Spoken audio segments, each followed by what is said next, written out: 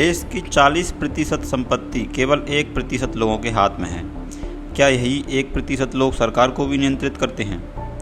भारत में लोकसभा चुनाव दुनिया में सबसे ज़्यादा खर्चीला है। 2019 के चुनाव में 60,000 करोड़ रुपए खर्च किए गए। वहीं इस बार के चुनाव में 1.35 लाख करोड़ रुपए के खर्च का अनुमान है। इस बार के लोकसभा चुनाव में सैकड़ों उम्मीदवार ऐसे हैं जिनकी संपत्ति हजारों करोड़ रुपए की है। क्या ऐसे में हमारे देश में सचमुच लोकतंत्र बचा हुआ है? कहीं ऐसा तो नहीं कि देश डेमोक्रेसी से धीरे धीरे प्लूटोक्रेसी की तरफ जा रहा है? कहीं देश का लोकतंत्र धनतंत्र में तब्दील तो नहीं हो रहा? आइए बात करते हैं। पहले समझते हैं डेमोक्रेसी क्या है। डेमोक्रेसी की बात करते ही सबसे पहले अब्राहम लिंकन की परिभाषा जहन में आती है। Democracy is the government of people, by the people and for the people. लोकतंत्र जनता का, जनता के द्वारा, जनता के लिए शासन है। इसका सीधा सा अर्थ है कि लोकतंत्र में पावर जनता के हाथ में होती है। डेमोक्रेसी यानी कि लोकतंत्र का जन्म तानाशाही और राजतंत्र की कोख से ही हुआ है। जनता की सामूहिक क्रांतियों ने राजतंत्र को उखाड़ फेंका और लोकतंत्र की स्थापना की। आज दुनिया के अधिकांश देशों में किसी न किसी रूप में लोकतंत्र मौजूद है। इक्वलिटी, फ्रीडम, पार्टिसिपेशन आदि लोकतंत्र के प्रमुख गुण हैं। लोकतंत्र में लोगों के लिए स्वतंत्रता और अवसरों की समानता की बात की जाती है। यह बहुत ही महत्वपूर्ण है क्योंकि स्वतंत्रता और अवसरों की समानता के बिना किसी भी इंसान का पूर्ण विकास नहीं हो सकता है।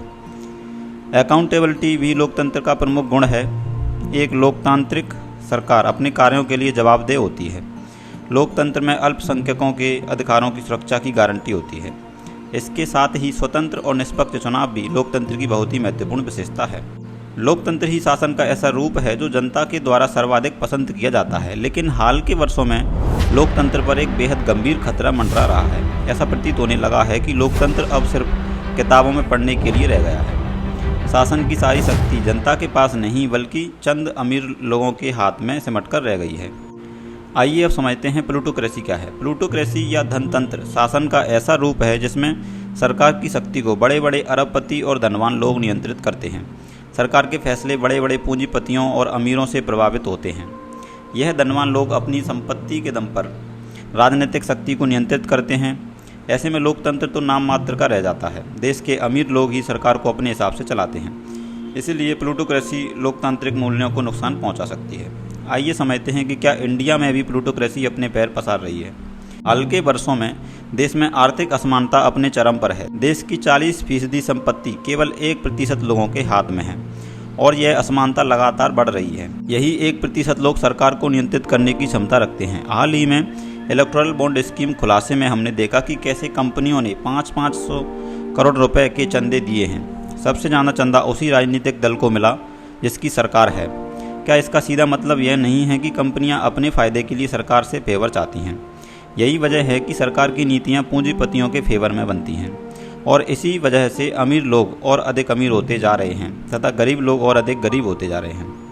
लोकतंत्र में स्वतंत्र और निष्पक्ष चुनावों की बात की जाती है ताकि देश का आम नागरिक सरकार के सबसे ऊंचे पद पर पहुंच सके। लेकिन क्या असल में सभी के पास सरकार में पहुंचने की बराबर शक्ति है? चुनावों की बात करें तो भारत में आम चुनाव पूरी दुनिया में सबसे ज़्यादा खर्चीला है। इस बार के चुनाव में 1.35 लाख करोड़ रुपए खर्च होने का अनुमान है। एक उम्मीदवार चुनाव प्रचार में करोड़ों रुपए खर्च कर देता है। ऐसे में सवाल ही पैदा नहीं होता कि देश के सभी नागरिकों के पास चुनाव लड़ने का समान अधिकार है। आधी से अधिक आबादी ऐसी है जो ना तो चुनाव का खर्च वहन कर सकती है और ना ही सरकार को करोड़ों रुपए का चंदा दे सकती है। ऐसे में लोकतंत्र पर सवालिया निशान लगना तो तय है। हालांकि ऐसा नहीं है कि हमारे देश में पूरी तरह से डेमोक्रेसी खत्म हो गई हो और प्लूटोक्रेसी स्थापित हो चुकी हो। सुप्रीम कोर्ट के द्वारा इलेक्टोरल बॉन्ड स्कीम को रद्द करना यही दर्शाता है कि आज भी धनतंत्र से ज़्यादा शक्तिशाली संवैधानिक संस्थाएं हैं जो लोकतांत्रिक मूल्यों को बचाने के लिए प्रतिबद्ध हैं।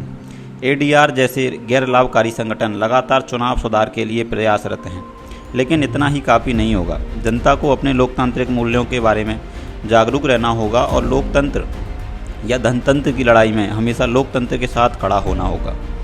लोकतंत्र की रक्षा करना हम सभी की सामूहिक जिम्मेदारी है। वीडियो अच्छी लगे तो शेयर जरूर करें दोस्तों और कमेंट करके बताएं कि क्या सच में भारत में धनतंत्र स्थापित हो चुका है।